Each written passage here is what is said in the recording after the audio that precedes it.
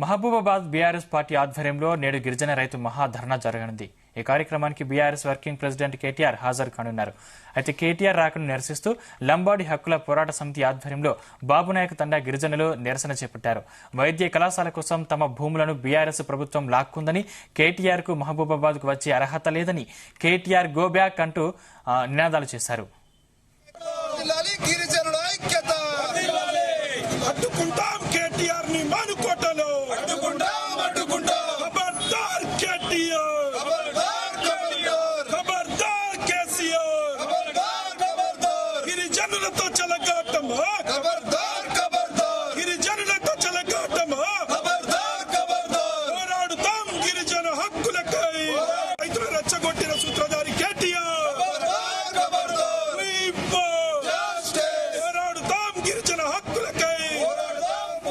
ఇదిలా ఉంటే తెలంగాణ రాష్ట్రంలో గిరిజన, దళితులు, రైతులపై జరుగుతున్న దాడులకు నిరసనగా బీఆర్ఎస్ ధర్నాకు పిలుపునిచ్చింది. అయితే ఈ ధర్నాకు పోలీసులు అనుమతి ఇవ్వకపోవడంతో బీఆర్ఎస్ హైకోర్టును ఆశ్రయించింది. షరతులతో కూడిన ధర్నాకు అనుమతినిచ్చింది. దీంతో కేటీఆర్ హైదరాబాద్ నుంచి మరి కాసేపట్లో మహబూబాబాద్ కు బయలుదేరనున్నారు. మరోవైపు లంబాడి హక్కుల పోరాట సమితి కేటీఆర్ కు వ్యతిరేకంగా నిరసన తెలిపే అవకాశం ఉండడంతో టెన్షన్ వాతావరణం నెలకొంది.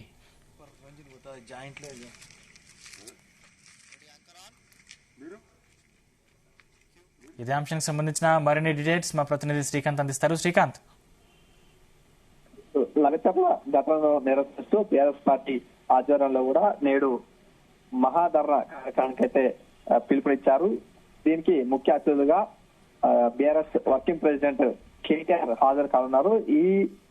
దీనికోసం ఉదయం 10 గంటల నుంచి కూడా మధ్యాహ్నం 1 గంట వరకు కోర్టు అయితే అనుమతి ఇచ్చింది. ఈ నేపథ్యంలో భారీగా రైతులను సమకూర్చే విధంగా ఇటు బీఆర్ఎస్ పార్టీకి సంబంధించినటువంటి నేతలైతే రైతులను అదేవిధంగా గిరిజనులను కూడా తీసుకొచ్చే ప్రయత్నం చేస్తున్నారు. ముందస్తుగా అయితే ఈ ఘటనకు సంబంధించినటువంటి మహాధర్నాకు అయితే కూడా పోలీసు అనుమతి నిరాకరించారు. గత 3 రోజుల క్రితం అయితే ధర్నా చేపట్టేందుకు అనుమతి తీసుకునేందుకు పోలీస్ స్టేషన్ కు వెళ్లడం, ఆ తర్వాతకి లగచర్ల ఘటనకు మహబూబాబాద్ జిల్లాకు సంబంధం లేదు కాబట్టి శాంతి భద్రతలో విఘాతం కలిగే అవకాశం ఉంటుంది కాబట్టి ఇతర జిల్లాల్లో జరిగినటువంటి ఘటనను ఈ జిల్లాలో తీసుకురావడం, ఇక్కడ ధర్నా నిర్వహించడం సరైనది కాదంటూ పోలీసులు అయితే అనుమతి నిరాకరించారు. ఆ తర్వాతకి వీరైతే హైకోర్టు అయితే ఆశ్రయించిన నేపథ్యంలో కూడా ఇటు కోర్టు అయితే అనుమతి ఇచ్చింది. ఉదయం 10 గంటల నుంచి కూడా మధ్యాహ్నం 1 గంట వరకు నిరసన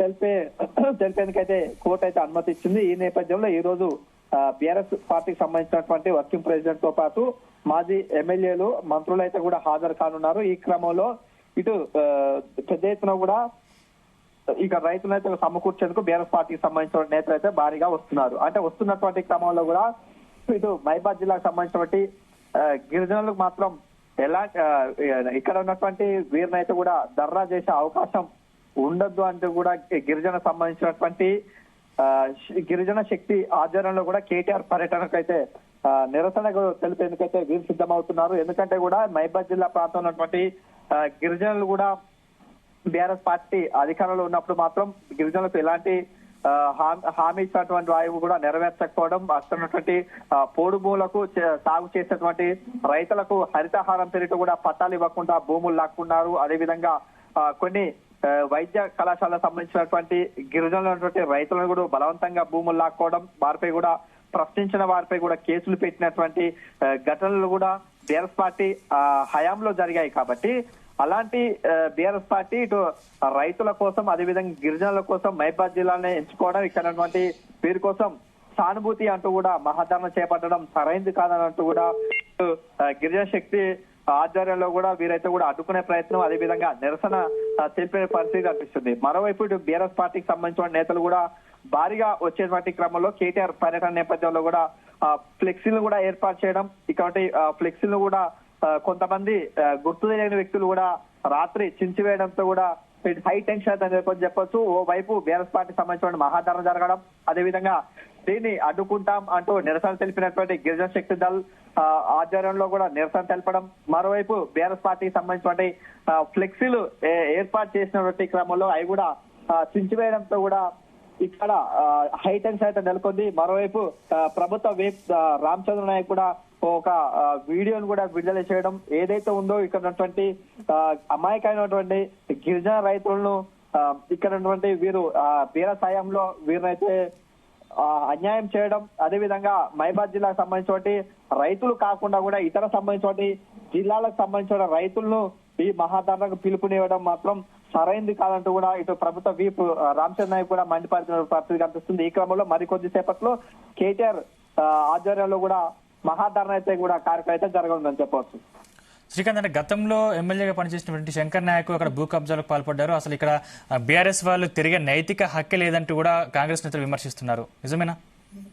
ఖచ్చితంగా చెప్పొచ్చు. ఎందుకంటే కూడా ఇక్కడ ఉన్నటువంటి మాజీ మంత్రి ఎమ్మెల్యే శంకర్ నాయక్ హయాంలో స్థానికంగా ఉన్నటువంటి గిరిజనులకు అన్యాయం చేశారు. అదేవిధంగా ఏతో కూడా అసైన్కు సంబంధించిన భూములు, అదేవిధంగా గిరిజనులకు సంబంధించిన భూములు ఆక్రమించాలని చెప్పి ఆరోపణలు వినిపిస్తూనే ఉన్నాయి. ఈ క్రమంలో ఇటు స్థానికంగా ఉన్నటువంటి ఎమ్మెల్యే ఉండటం, అదేవిధంగా బీఆర్ఎస్ పార్టీ ఆధ్వర్యంలో కూడా మహాధర్నా చేపట్టడం సరైంది కాదంటూ కూడా ఇటు ప్రజలు అదేవిధంగా రైతులు కూడా అయితే విమర్శిస్తున్న పరిస్థితి కనిపిస్తుంది. ఎందుకంటే కూడా స్థానికంగా ఉండాల్సిన ఎమ్మెల్యే వీరికి అందుబాటులో ఉండటం, అదేవిధంగా వీరి సమస్యలు పరిష్కరించే దిశగా ఉండాలి. కానీ అక్కడ స్థానిక ఎమ్మెల్యే మా భూములను కబ్జా చేశారు, మా భూములు అయితే ఆక్రమించారంటూ కూడా పలు ఆరోపణలు చేసినటువంటి సిచ్యువేషన్ కనిపిస్తుంది. ఈ క్రమంలో ఇప్పుడు ఈరోజు చేసినటువంటి మహాధర్నాను మాత్రం వీరు కూడా నిరసిస్తున్నారని చెప్పవచ్చు. Thank you Srikanth. గిట్లా అంటే పర్ రంజులు పోతా జాయింట్ లేదు మీరు